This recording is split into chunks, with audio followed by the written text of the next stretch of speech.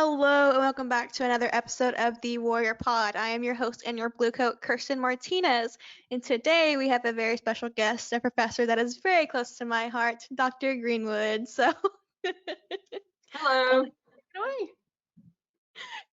But yeah, Dr. Greenwood, if you want to go ahead and introduce yourself and kind of what you do here. So my name is Dr. Lynn Greenwood, and I am an assistant professor of criminal justice in the Department of Social Sciences. Nice, and definitely one of the best, in my opinion. Well, I tend to agree with you, but I'm biased. So, kind of going more into being a professor of criminal justice, how did you end up becoming a criminal justice professor? So I really wandered into this profession, unlike some of my colleagues who, they were always going to be a college professor and they went straight through school and got their PhD and started teaching. I sort of wandered into it. I come from a practitioner background. So I started in the field of juvenile justice. My first job out of college was at a residential program for adjudicated youth, which are kids who have been sentenced by a court for criminal offenses, and they were sentenced to like residential placement. And I was the recreation director there at the facility. And after working there, and with by the way, no experience with juvenile delinquents at all, so I learned a lot about the population and about the system in general. And then I later on, probably about 4 years later, became a juvenile parole officer with the same agency. And there I worked with older kids who were they were on parole out of the juvenile justice system, but they were older kids, and so I was really helping them transition into adulthood. So things like helping them get jobs, setting up their own living situations, helping them get their GEDs or finishing school, things of that nature. I did that for about 2 years. After driving about 1,000 miles a week, I decided that was a lot of driving. I was home-based, so I became a juvenile probation officer where I worked in one county. So all of that leads to my becoming a professor. It is going somewhere, I promise. While I was a juvenile probation officer and I was in one location, I was able to take the time to get my master's degree, which I got my master's in criminal justice at Tarleton Central, Texas, which is what TAMUCT used to be before we became part of the A&M system as a standalone university. And I started teaching as an adjunct instructor. And for those who don't know, an adjunct instructor is basically you're a contract instructor. You're not a full-time employee. And you teach, when a department needs your expertise to teach certain classes. So I did that for a number of years. And eventually that led to a full-time teaching job at the university. And then I got my PhD at Texas State University in San Marcos. And now I'm a tenure track professor. So like I said, I wandered into the profession through my practitioner experience and through some mentoring and things of that nature. I think I remember you telling me in one of your classes that your undergrad it's not in criminal justice, is it? No, it's not. It's actually, this degree really does exist, contrary to what some people think. My degree is in recreation, parks, and tourism sciences. And when I got that degree, my plan was to be a park ranger. When I got out of school, I couldn't find a job as a park ranger. It was very competitive. And so I took this job as a recreation director at this juvenile facility, thinking it would lead somewhere down the road of park rangering. I don't know. And I ended up in a completely different field. So I guess later on, a question will probably be like advice to criminal justice students. I would say advice to anyone is, take the opportunities that are given to you and take the paths that are presented to you, because sometimes it will lead you a direction you never knew you wanted to go, but it turned out to be the perfectly right thing. Yeah, and I definitely agree with that 100%. So I don't meet as many of them here, but whenever I first started college and I was going to a 4-year university, a lot of those people now that I'm still in touch with, they're not even doing anything near what they thought they were going to be doing once they graduated or got to the age that we're at now, finishing up our undergrad. And a lot of them are going and taking jobs and positions with things that don't even like line up. Right, right. And I mean, sometimes it happens and sometimes it doesn't. You know, sometimes it's the job market that leads you different directions and you end up doing something you hadn't planned on, but it turned out to be, for me at least, a very good fit. Ultimately, becoming an academic, turns out my brain is well suited for that, and I never knew it until, you know, I went to grad school. So you never know. And I didn't know that you got your master's, like, not technically here, but within, I guess, kind of our institution. That's really cool. I did. So this was back before we became a standalone university. We were a satellite campus of Tarleton over there in Stephenville, which is part of the A&M system. Yeah. But we were not a fully autonomous institution like we are now. So I really have seen this school transition greatly, you know, from its early days to where we are now, and it's been pretty interesting, actually. Yeah. And I know we kind of touched on it a little bit, but this leads us into our next question on how did you find the position and start working for TAMUCT? Well, like I said, I started out as an adjunct instructor after I got my master's degree. And while I was in that program, one of my professors at the time, Dr. George Eichenberg, he really mentored me to become an adjunct after I finished my coursework. And I did that for a number of years while working as a probation officer. And in 2008, I interviewed for a full-time instructor position. And after about a year of being in that position, I started, well, maybe 2 years into that position, I started my PhD program. So that was always ultimately the plan, is I was hired without the PhD, but ultimately to get that. So now, like I said, now I'm a tenure track assistant professor. So. Yeah, which is awesome, and I'm super glad you're here. I learned so much from you and your classes, and you know I'm even taking more classes with you in the future because we talked about it a little Yay! bit before we started recording. I know, but it's been a while since I've had one of your classes, and I was kind of having withdrawals a little bit because I enjoy your courses so much, Well, thank and you. you're welcome. And something that I really like about a lot of the professors here that I have taken is the level of discussion that comes along with it. And I love that sort of environment. And the classes you teach are really interesting, I think, anyways. So. You know, we've always been pretty good in our department about balancing things, and so while we have to teach some of those classes that may not be our favorites, we're always encouraged to teach at least one class that's like, you know, one of our pet classes or one of our most favorites, that makes the job fun, you know, when you get to teach on your favorite subjects. So yeah. Well, you even made your pro seminar class fun. My very first semester at TMUCT, I had you for, I think it's called Intro to Pro Seminar or something like that. It's Social Sciences Pro Seminar, isn't it? Yes.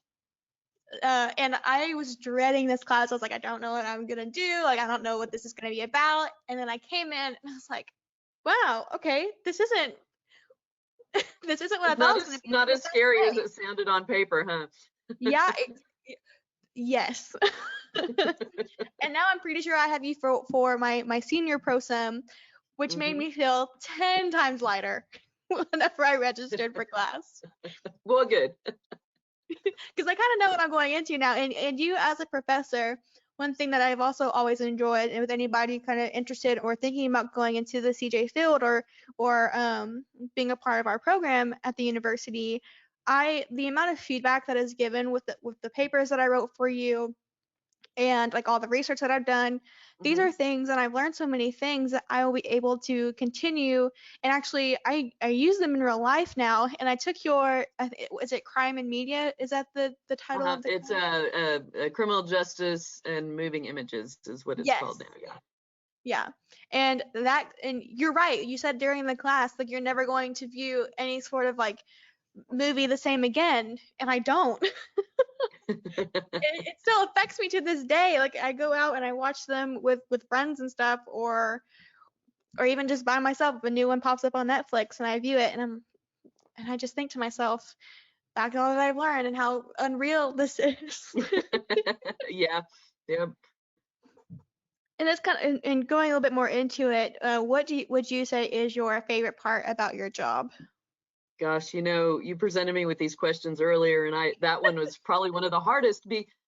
because I have many favorites. You've already heard my journey on how I got here. There's a lot of reasons why I stay here and don't want to do anything else. And I would say probably broke this up into two parts. So one of my very favorite things about my job is that I love teaching and I love interacting with students.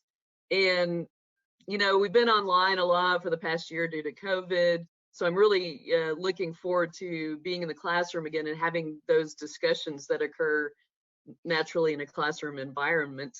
Mm-hmm. And I know a lot of students also feel the same way. And one reason I love that is because our students come from such a variety of backgrounds, and that makes for a very dynamic classroom environment. So we have this great mix of non-traditional older students, but we also are attracting more and more traditional students who are coming in as traditional aged, sophomores, juniors, and so that age dynamic, and then you mix in a variety of work and military experiences and the diversity of cultural and racial backgrounds that we get this really rich experiences in the classroom, and then I think they're rich for myself as much as they are for the students that are in the classes.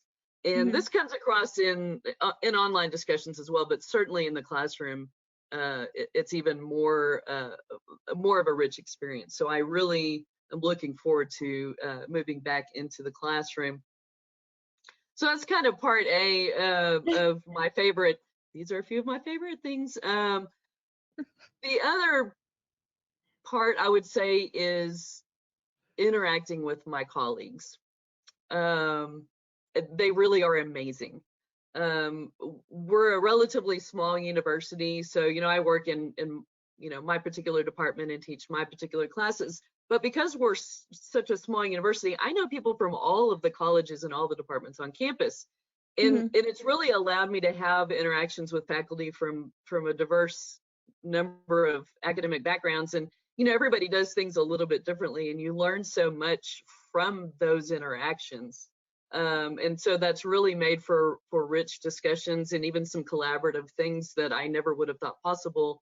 One of my favorite people and good friends is a math professor. I never would have met a math professor necessarily, but because it's small and we kind of started around the same time, we've just become friends, and I love that diversity. And there's so much talent and knowledge on our campus that it humbles me sometimes when I look at what some of my colleagues are doing, but it really makes me proud to work at this university. Now, bringing it closer to home, my department is amazing. Yes. The other social science faculty are really just fantastic folks. So our department is like criminal justice, sociology, anthropology, political science are the four majors, and then we also have a number of minors, so like forensic investigation, environmental studies, homeland security, religious studies. So we all, though, work very closely together, all of these areas, and we're very collaborative in nature. So we do research together, we teach collectively, we advise collectively, and we do all of these things as a whole, as a family. And we also support and mentor each other. So I think those are my two favorite things, is the students and classroom being one, and then my colleagues being the other. Yeah, and I would definitely say that I agree on that too, and that kind of fell over into the students as well, I think. So back before COVID shut us down, or we stopped doing face-to-face stuff, the criminal justice students, because we were such a small group, we had pretty much all of our classes together. I would see the same student, and if I took 4 classes, they're probably going to be in like 2 or 3 of them. And so Right. we would sit down and do our discussions together, or like really talking about the topic of today, or even just having those educational educational driven discussions, because sometimes, especially if you're a nerd about the topic too, you want to keep going, and Yeah. that is something so cool, and it's something that I enjoy. One thing that I really do love I always say this, that I refound my passion again for education once I came here. And that's all Oh, thanks good. to, thank you. And it's all thanks to the professors like you and Dr. Shane and Dr. Q, people who have actively like put themselves in a position to really be there for their students. And that love does transfer over too. And it drives the classroom. So Well, that's nice to hear. and anybody I talk to too, I really haven't talked to any CJ students since the pandemic, but before, we always said that you're one of the best professors. And we actively said that. And every time I do a new tour and they're wanting to be a criminal justice major, I'm always like, listen, I'm gonna give you the rundown. They're I give you the they're rundown. they're the best. You're going to love it. Oh, well, thank you. Yeah, it makes my job so much easier as a blue coat. Like when people ask about these departments, especially within social sciences, since that's what I know well the most, it Right. makes things so much better to be like, you're going to love it and you're going to enjoy it if you put in the work for it. Oh, So, I like that last part. Put in the work for it. That's good. because you do have to work for it. You're not going to love it if you don't put in the work because you're That's going to be probably true. miserable. Because you're gonna have that discussion board with 2 replies, and if you don't do it and you get a bad grade, you're probably not gonna enjoy it as much as somebody who actively participates in the discussion. So, That's probably true. speaking more about our department and like CJ in general, like what do you think students should know about the criminal justice program here at TAMUCT? Well, so a couple of things.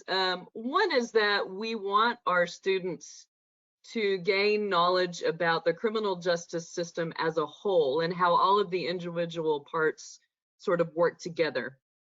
Hmm. We're not preparing students for specific jobs per se. Yeah. That's what the police academy is, or on the job training, or those sorts of things. Instead, we really want to focus on things like critical thinking, asking questions, being engaged, critically evaluating sources of information, and really being informed citizens and informed, eventually informed professionals. um, Criminal justice is more than just your specific job. If you're a practitioner, Hmm. every aspect of the system really interacts with the other aspects, and it's really understanding the processes and how the system works as a whole. You can't talk about courts without discussing how laws are made and where the rules of evidence come from. And Hmm. you can't talk about policing without discussing things like social justice, which is, a hot topic today. Yeah. You can't talk about corrections without talking about things like recidivism and prisoners' rights. And you can't talk about law without talking about politics. And so all of these things are interacting constantly with each other. And it's really just getting students to understand that the system really is the sum of all of these individual pieces. And if you're missing a piece or you're not understanding a piece, you may not be understanding how the system works. And so I think that's really important. Whether you go in and be a practitioner or you're just a citizen living out in the world and have this knowledge, I think that it makes for a better informed citizen. So that's probably one piece of takeaway, a piece of takeaway. One thing that I would really like students to know about our program is that's really where we're coming from, is this broader aspect. Hmm. The other thing that I really love about our program, and it's changed over time, and I think we've got it to a good place, is that our degree plan currently allows for a great number of electives, both in criminal justice and other social science disciplines. Hmm. And this really allows for students to explore a lot of different subjects that they may either be interested in or want to focus on. So, some students are like, I want to be an X, I want to be a police officer, I want to be a game warden, I want to be a probation officer, I want to go into federal law enforcement, whatever it is. And so they'll probably have certain classes that they know they want to take that's going to better inform them for those particular jobs. Other students are like, I don't really know what I want to do, but I know I want to work somewhere in the field, right? Yeah. Or I don't even know if I want to work in the field, but criminal justice sounded like an interesting thing to major in. I mean, we get all walks of life, right? Hmm. But by having those different the variety of electives that we have, it allows students to really explore the system and explore those details. And sometimes students will come to me and they'll say, I didn't really know what I wanted to do, but I took a class in juvenile delinquency and I think I might want to work with juveniles now. Or, I took a class in victimology and I really think I want to work with victims of crimes. And so, it's allowing students to sort of explore the whole array of the system through those electives. And so some of those, include things like victimology, and we have a number of forensics based classes, and we have classes focusing on certain types of offenders. So could be juveniles or females. We have a number of courses focusing on things like policing and different types of corrections. We have Hmm. classes focusing on treatment. And we even have internships. So that's one thing I really like about our program, is that it allows for, beyond the core curriculum that everyone has to take, you can kind of tailor your degree to your interests in the field. And I think that makes for a really rich experience in the degree plan. Yeah, it definitely makes going to school fun, and being able to one of the biggest takeaways that I think I've taken from being a criminal justice major is being able to kind of view the world in a different way, because like you said, now you kind of get a better like bird's eye view of the way that like us in society, the intersectionality that kind of comes along with it, which for me personally has helped me gain a better sense of empathy towards others in certain situations that I was kind of closed off to before because I really wasn't being presented all of the information. Right. So, and that really helped me take on. So I ended up adding sociology as my minor because I realized just how much our criminal justice system from my courses that I was taking and sociology in general really went hand in hand, and how you really can't talk about almost anything in society without bringing up something to do with our justice system. Right. Well, and I'm glad you brought up sociology.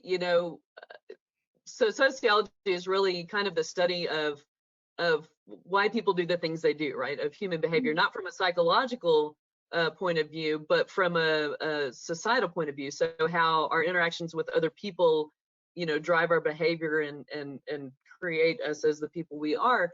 And so when you think about it in that context, things like criminology, which is the study of why people commit crimes, is really a branch of sociology. It's just very specific to crime versus other forms of behavior. And so yeah, this is, I think, why we're such a collaborative department, is that we do touch on sociological concepts and vice versa, because those theories sometimes cross over into other forms of behavior as well. Yeah, So and for I didn't. instance, oh, go Oh, ahead. sorry. Oh, I was just gonna say something that I didn't realize beforehand is that how much theory does go into criminal justice. Yes, yes. I mean, we are a very theory-driven discipline. Do we know the 100% guarantee as to why people can commit crime? No, it's much more complicated than that. But we have some good generalizations that we can take into the field and that can inform what practitioners do. Mhm. And we're constantly testing theories and coming up with new theories, trying to, you know, get to the root of what are some of the causes of crime. And those causes, by the way, often lead back to larger sociological concepts Yeah. like equity, social justice, racism, and on and on. So yeah, there's a lot of crossover between sociology and criminal justice. We just tend to focus more on, the criminal, the crime, the justice aspects of larger sociological issues. Yeah, I would my first semester, I took Dr. Shane's race and ethnicity course, and then I was taking Dr. Q's criminology actually at the same time, and it was so funny to me because it's something that I realized is that both textbooks from the classes really talked about the same stories but in different perspectives. And Yeah. at the time, I was like, this is so funny. They're two technically supposed to be two technically different classes, but they go so hand in hand. And I'm even hearing about the same stories from two different perspectives. Yeah. Yeah. Very much so. So that was something that I really enjoyed. It's something that I continuously enjoy, um, getting to learn more about it. And it's something really cool. Like I said, it helps me gain a better sense of empathy, even if I don't end up going into something CJ related someday. I still do think that you do take the lessons that you learn along with you. Right. Right. I would say going back to another focus of our program, or what should students know about the criminal justice program, is we really like to also talk about offenders as people. Yeah. Um, that they're not just these entities that dropped down from the earth and started committing crime, that they come from a larger society. And so it really is important to understand those sociological mechanisms that might, certainly people are responsible for their own behavior, but that might drive people to lean towards criminal behavior because of some other things that are going on in their lives or in their communities, and vice versa. So it really is looking at that big picture aspect that's pretty important to our field. Yeah, and that's actually why, well, because I went straight into college right after high school, so freshly 18, and that's why I chose criminal justice right off the bat because and I don't mind sharing this, but my dad and then I have two younger brothers who are juveniles, and my dad was in prison for most of my adolescence. And as a kid, and as an older sister, that's something that I always struggled with. I never understood the why, and I always Right. thought, well, I'm making these decisions for myself, at such a young age, and I'm going on a path that's way different than theirs, way different than my father's when he was my age. And I really got into it because I did want to understand more of the why am I being Sure. able to make these decisions in a way that are beneficial to me but they couldn't Sure. or wouldn't. And So a lot of students are driven or attracted to studying criminal justice because they have a story. They have something that happened to them or their family, whether it was through criminality or through victimization or something. And so often that drives people to particular fields, including criminal justice. yeah. And then after my dad got out of prison and he went back into the workforce, being presented with all of his struggles, like being a CJ major and taking classes, I was able to have more empathy for him and his situation, that what he was going through, because there's a lot more that goes into offenders whenever they get out and their struggles than a lot of people think. Yeah, yeah, definitely. So, but yeah. Anyway, be a CJ major. It's really cool. It's great. We love it. We do, and I think conversations like these too that really help kind of drive, be like kind of, I don't want to say recruiting students, but this is kind of the conversation that we have together. This is a Yeah, normal conversation that we have, true. which is This is which is what office hour. This is basically office hours. yeah. Yeah, This is what recorded they sound office like. hours. So going into our very last question, this can really be any sort of advice that you want it to be. What advice do you have for students? And some of this advice, this really all of this advice is not just for criminal justice students. This is for students across the board. Mhm. I've got probably two main pieces. And one is that you should utilize the resources that are available to you at our university. Um, there are so many resources, and a lot of times students are not really they either don't know or choose not to know what they are and seem Mhm. surprised, but learn what they are. We have an amazing library, for an example. Um, the librarians we have are very knowledgeable about research, online databases. We've got good collections. They're knowledgeable about, we even have subject matter expert librarians. So there's a librarian that has specific knowledge about helping students research in criminal justice or sociology or business or whatever. So, if you need help, you're not sure, you're scared to talk to your professor for some reason, go to the library. Those folks will help you in a heartbeat. That's what they're there for, and they're really good at what they do. Another great resource is the University Writing Center. Mhm. Um, and in students' minds, a lot of times the writing center is for bad writers, right? Which is not the case at all. Writers of all levels should utilize it. We all need help sometimes, or brainstorming, or hey, would you just mind looking at this and see where I'm going off? I do this with my colleagues. I write for a living, right? I Mhm. research and publish research articles, and I have colleagues that I go to and say, hey, would you mind looking at this one section and seeing if I'm covering it completely, or if I'm missing something, or does it sound right? So the writing center can help be that audience for you, instead of just your professor being your audience. Um, Other things, things like counseling center available for students who need someone to talk to, military and veteran services. We have access and inclusion. We have lots of student organizations, including Criminal Justice Association, Yep. student government, and then career and professional development.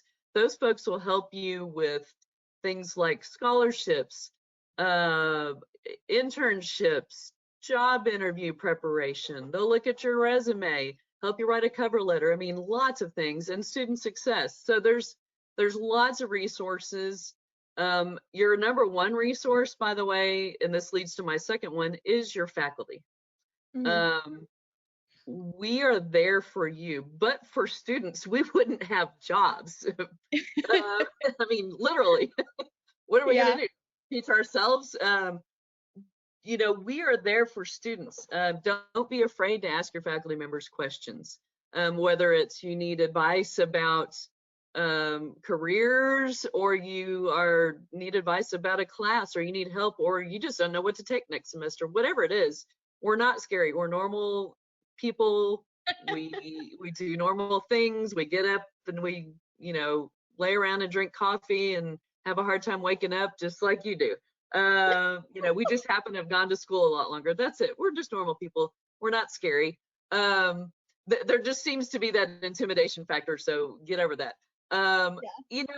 And we don't know everything there is to know about our subjects. What we do know is how to research it, and how to Yeah. look it up, and how to think about it, and how to evaluate the resources we're using to gain that information. And that's what we can help you with. We don't expect you to know it all either, but it's learning those things, using those tools, we're good at that. So if you come up to us a question and we don't know, well, we can either direct you to the right person, or help you learn where the answer is. We are here to help you succeed in your courses, to help advise you regarding your degrees and your career interests. That is what we do. Like I said, Mhm. but for students, we would not have jobs. So we really are there for you. So take advantage of that. Or even if you're intimidated by one particular faculty member, and you're scared to talk to them, but there's one you sort of get along with better, or seem like you, go talk to that person. I mean, we don't care. But don't not ask the questions that you want answered because of some thought process in your minds that's uh I guess making that be an intimidating thing. It's really not. Shoot us an email, make an office appointment, do a Zoom meeting, or whatever we're going to call it. We are there for you. And so really that will help you with student success just as much as anything else, is just being open to having those discussions. If Yeah. you're late with something, shoot an email, have a conversation, talk about it. If you're not understanding an assignment, don't just do it and think you're just going to wing it, or whatever, because you didn't want to ask questions. Ask the questions. Yeah. Ask the questions. One of the biggest things that I can say, I can't speak for other departments, but I can speak for the social science department, for the classes that I've taken, is that I've never had a professor that has like blatantly been disinterested once I've had like if I had any questions or didn't get back to me within like at least 24 hours on a weekday. I've never run into that issue. Um, but like you said, you're all people too, and I think that's one of the coolest things about our university. So again, I did attend another university when I first started, and there was that big disconnect. I wasn't comfortable enough if I had questions to Right. speak out and all these other things. But once I came here and got comfortable, I mean, I was a chatty Kathy in your class. I would not shut up, and I It's true, and I folks. It's true. and that was like during my main peak that because I like again I found that passionate again and I loved having these discussions and it made me feel better. This is maybe sound a little conceited, but it made me feel better about myself because I feel like I could hold at least like a somewhat intelligent conversation with somebody who I admired. Right. And that was so cool to me. And I would say, adding to what you said, one of the things I love about our university, TAMUCT, is that our classes are small. Yeah. And so the anonymity that you probably felt at a larger university because you were in probably some very large classes, especially, freshman level classes, Mhm. all of our classes are small. You might have 30 people in a class. 24 to 30 people. Those are small classes. And so I think it does bring a closeness between faculty and students that you may not always get at other universities, particularly larger universities where you might be in a class with 100 other people and you sort of get lost in the crowd sometimes. And so that's probably one of the other things I really love about teaching here, and why I have no desire to go anywhere else, because I'd end up with a class of 100 students that I wouldn't know either, right? Yeah. I can have a class of 24 to 30 students and I know all their names and I can put faces to names and have that proximity that you don't always get at other universities. And so that probably helped lead you to a comfortableness with your faculty here, is that you have a little bit more of an intimate environment in your classrooms here. Yeah. And I I just can't speak enough on it about how much I love it here and how much I love this university and how I'm so grateful for all the interactions that I've had here, and that again that makes my job so much easier with anything that I do here at the university just because I'm not like what I'm saying is my own experiences and I can say it with a little bit of oomph. And I think whenever you're talking to Oh, whenever you're talking to others, I do think that energy transfers. So, well, I think so too. I definitely get that. all right. Well, Dr. Greenwood, thank you so much for being my guest today. I can't say enough good things about you. So, Well, I would say thank you for saying all the good things about me. That made my day. So I appreciate that. I yeah, enjoyed talking with you. me too. All right. I'm going to go ahead and end the recording.